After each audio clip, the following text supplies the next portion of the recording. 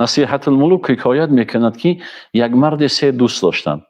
یک دوستش را هر زمان پرسان میشد که او زندگی کرده نمیتونست و دوست دیگری داشت که هر روز او را یک بار میپرسید و دوست سومش را در یک ماه یک بار میپرسید.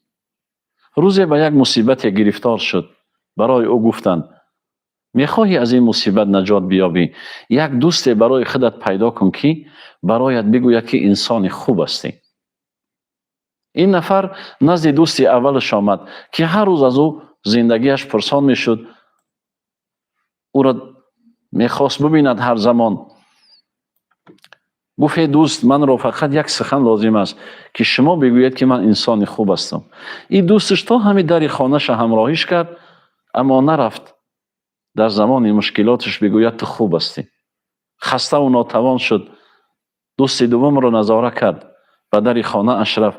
دوست دومش هم تا همون زمان مشکلات برپا شدنش آمد و ترکش کرد و برگشت.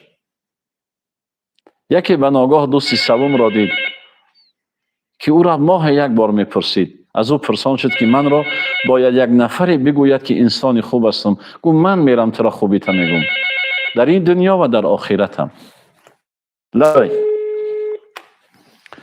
بدین خاطر